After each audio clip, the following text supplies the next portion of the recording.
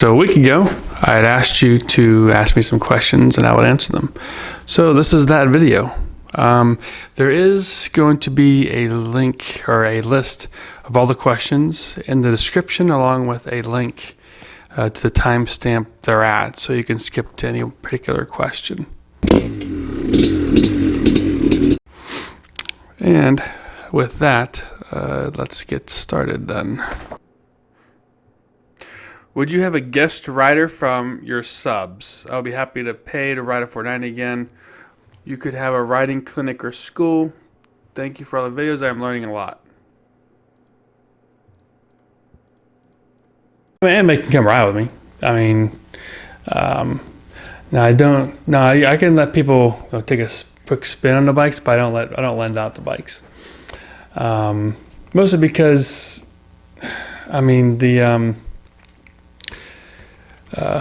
whenever someone has a bike, it's usually tuned for them. They're usually used to it. So for me, these bikes are tuned to me. Like when I get a bike, I tune it to me. It becomes, pretty much my bike. And other people have a hard time starting them, or they have a hard time riding them. They don't like the ergonomics of them. I mean, everybody sets up a bike, and you always understand the quirks of your own bike and how to get around them, how to start every time, And so when you get a bike, you usually end up putting your personality into them. Whereas, so I'll tell you that. So I haven't had any problem giving people a quick ride on one of my bikes, trying them out and stuff like that. But two of the times were problematic.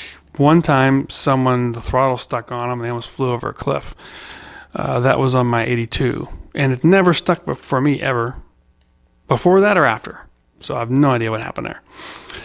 And the other time, someone hopped on my 83, and I guess nothing happened, but I think, because the 83, it's got a lot of power and off the idle.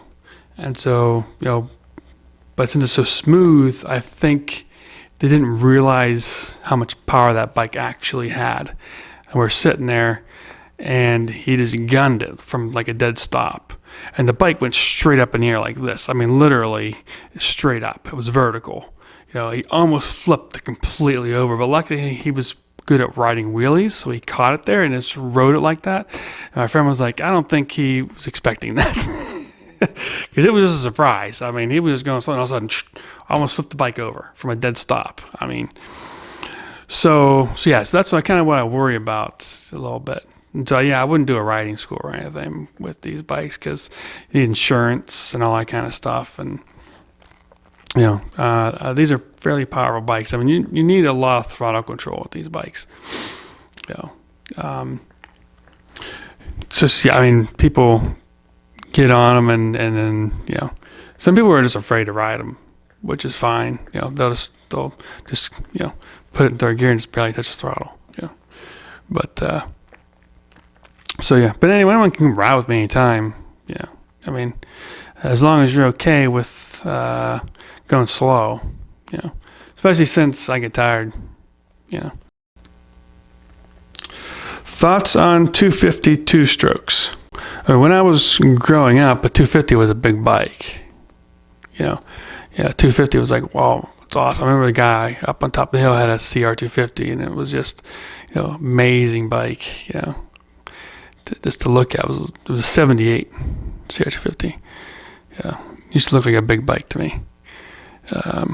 But I quickly started riding 250s though when I was younger, because I had a Kawasaki 100, then a 74 TS 250, big tank of a bike, and I rode that around all over the place. I even rode people in the back of it through the woods and everything. So, as far as 250s, like I said, when I was younger, it was a big bike. Now for me, obviously,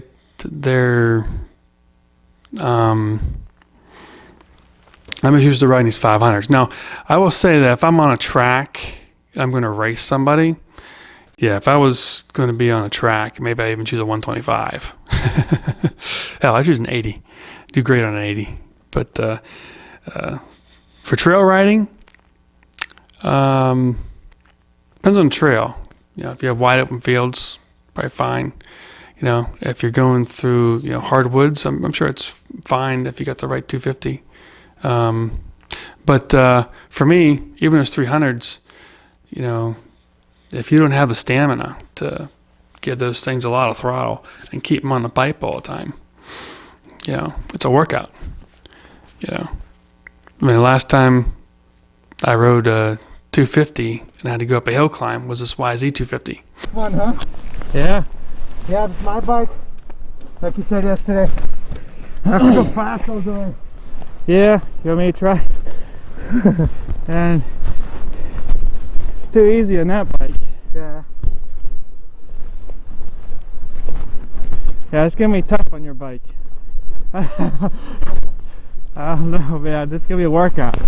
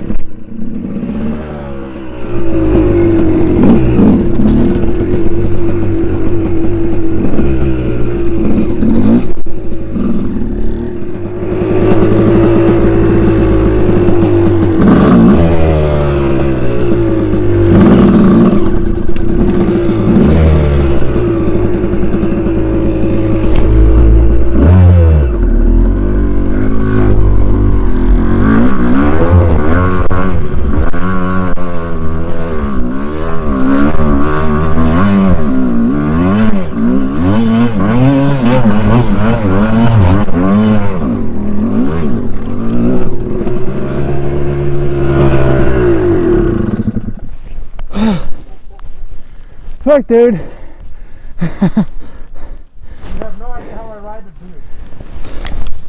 Your first gear is fucking fast. Say what? First gear in this bike's really fast.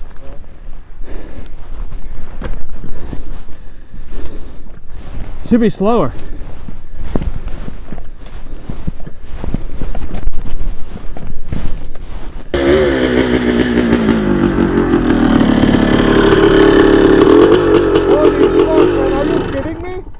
Is this how this bike is geared? Yeah. Oh man. So what happened was I went there. I didn't want to go up the mud thing because I wasn't sure if I wanted to give it any gas. But I didn't find any place to turn around. I was real slow. Just went right up in first gear. My bike doesn't do that. It just went. I didn't give it any gas. Nothing. Just let the clutch go real slow. And it's steep. It's not flat. It's steep. Went right up. Just right up. So when you keep putting on the roads, are you in like third or something? So yeah, I mean, obviously for me now, I like to putt around, and 500s are great for putting around. I don't have to do much work, you know. In fact, you know, just have to hold on. One of the bikes that I've always wanted to have, I still like it when I see it, is an 85 CR250. Like the looks of those bikes. I mean, same with the CR from Hunter, but so for a 250, if I was going to get one, for some reason, that is one of the bikes I would like to get, just have in my collection. 85 CR250. I don't know if I'd ever ride it. Also 79, like I used to have. 79 CR250. I like those two. What's a good dirt bike for a 12-year-old? And there's a whole bunch of replies here. So YZ85, Honda 100, stay off dirt bikes, don't listen to boneheads.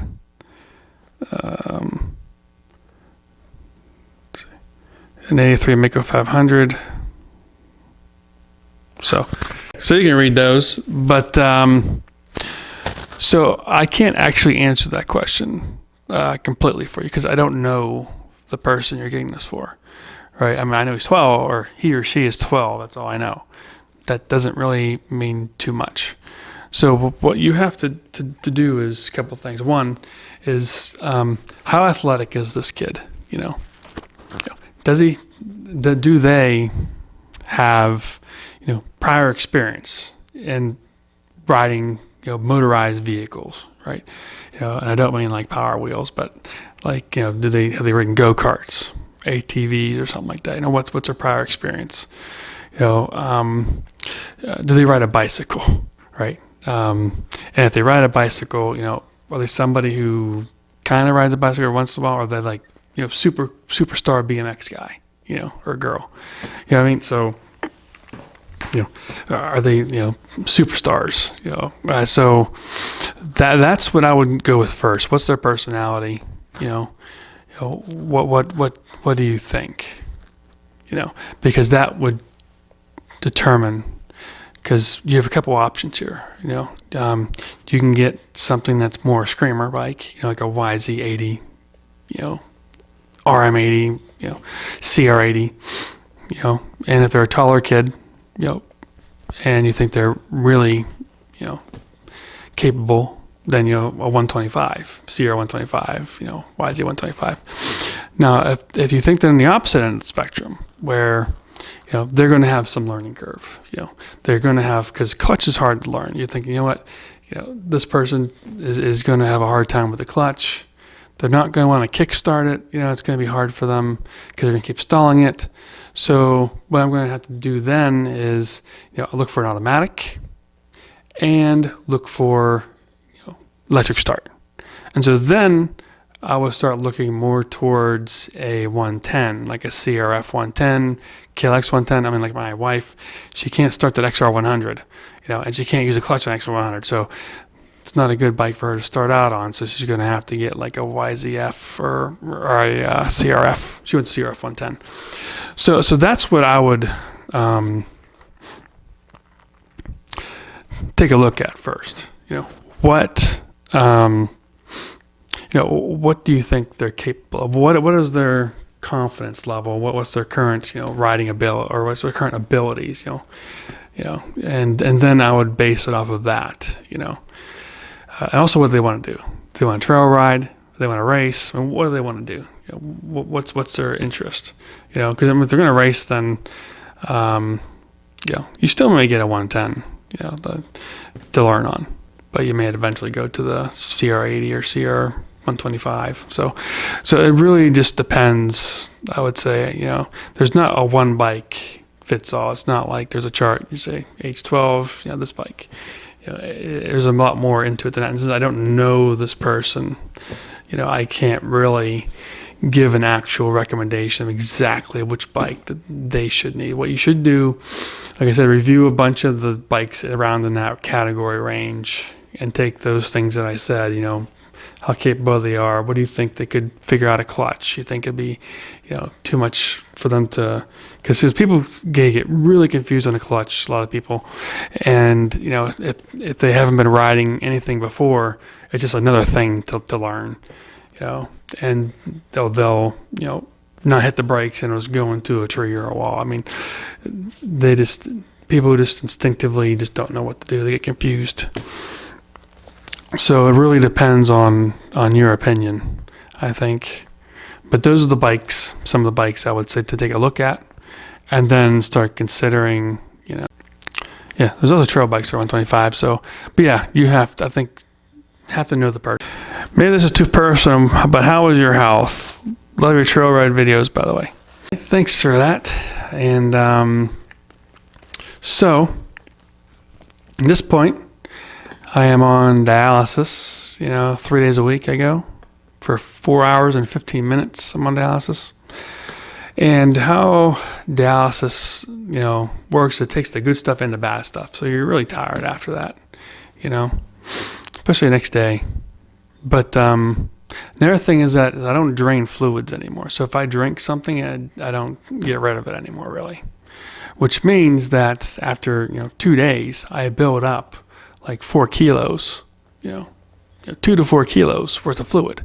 So when I go to dialysis, I might go in there weighing 99 kilos. And then when I leave dialysis 4 hours later, I will weigh 95 kilos. So then you're dehydrated. So then that's this constant battle of, especially when we're going to ride. You need to be hydrated. You need to have your muscles good. So there's this constant battle of the middle point. A certain point where you're completely dehydrated. You're tired out easy. Then there's a point where eventually you reach hydration, and then you overhydrate. And overhydrate's bad. Underhydration's bad. So that's kind of the ups and downs. But also the dialysis will not only take out the good stuff or the bad stuff, but it takes out the good stuff as well. So I got to eat a lot more protein. It takes it out. So those are some of the things there. I also take a binder when I eat something that has phosphorus in it. I take a binder so that I don't get too much phosphorus. I'm on the kidney transplant list. In fact, they called me twice past couple of weeks that I was on the list to be chosen for the transplant. Which would take a while. But also I'm on the transplant list, and I can have, if anybody wants to, they can always give me a kidney. If you want to give me a kidney, you can always email me. And they got to do a workup. I mean, they do like a huge full health screening, so before you're able to give one. But so yeah, I'm on the kidney transplant list. So hopefully I get a kidney, maybe in the next 6 months. I think I'm getting close. Now, kidney transplant isn't a cure. It's a treatment. You can't cure kidney disease. So what happens when you get kidney transplant, you still have some issues because now you have to take immune suppressants to not reject the kidney. And that suppresses your immune system. So you can't eat from a buffet, you can't eat certain things like raw honey. I mean, you still have a lot of restrictions. So, but it's better than dialysis. Also, my feet hurt. So my feet have neuropathy. So like half my foot's like numb. And sometimes it just like I walk around sometimes all day and or walk around all day, my feet will just start hurting. Or sometimes I wake up in the morning, my feet are hurting. Or I can't go to sleep because my feet are just killing me. So even though they're numb, it's not like they're really numb. They still go off random sensations. Mostly some kind of pain usually. Sometimes they're fine. Right now they're fine. But kind of places they're numb. My like big toe and everything. But yeah, I walk around. If I walk around all day, sometimes there's pain in the bone. But sometimes if I walk around all day, it'll feel like I have blisters. Like you ever have open sore blisters on the bottom of your foot and they cut open and you're walking on those? It feels like that, except there's nothing there. And then if I rest for a while, they'll go away. So that's pretty much it. So I get tired out. I've lost a lot of strength. And so sometimes I go riding here in some of these trails, I get winded pretty easily. But that's the only thing. Got you into Maicos. Into Maicos. Well, so I'm not going to go through that whole spiel again. So I kind of explained that under the first question. So I'm just going to refer this question back to look at the first question.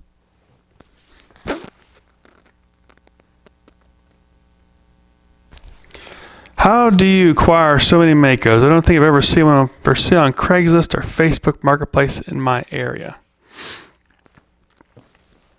So that's kind of the key there, in my area. So first of all, how many did I buy in this area? So in this area, I bought the 2005 Maicos 500, the 1996 Maicos 440, the 85 Air Cold, and the 81 490. All the rest of them, I shipped them here. Oh, no, I also bought the other 2005 or 2004 Maicos 500, the one I used for the 660. I also bought that locally. So all the ones I shipped here. So that's kind of a key thing in your area. You got to look outside your area, and then you got to ship them. So you got to be willing to pay the extra price to ship them. So every bike here, I've shipped them from Florida. I've shipped them from New Jersey. I've shipped them from Ohio. I shipped them from Michigan. I've shipped them from Germany. So yeah, you have to be willing to ship them. And I'll tell you that I use Haul Bikes to ship my bikes, and they've been fairly reasonable. I like them because they're an actual bike shipping company, and they take good care of the bikes. I mean, they ship, these mint condition, hundreds of thousands of dollars paint jobs on these Harleys that are in the trailer. So they take good care of these bikes. And the price varies depending on where they're at. It could be $450, it could be $100. But be willing to pay to ship. So I see them on Craigslist all the time, Maicos. Depends on what you're looking for. So I see bikes for sale all the time on eBay, Craigslist, all over the place. So but again, be willing to ship the bikes. You have to be willing to ship.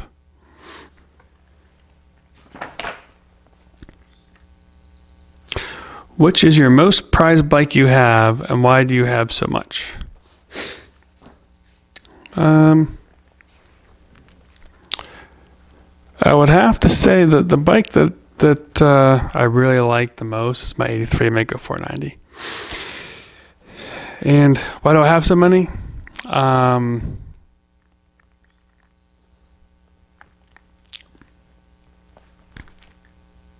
And why do I have so many? Well, I just liked the bike, and it was something to do. It's like kind of a hobby, and something to do living in Oregon. There's nothing else to do here.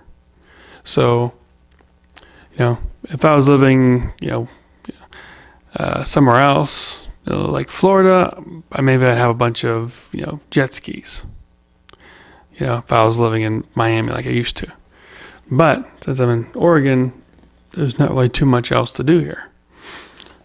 So I got into dirt bikes, and then I just got into wanting them all.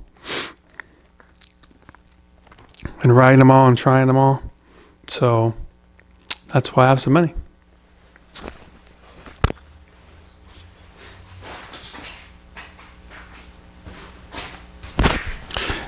And Merry Christmas.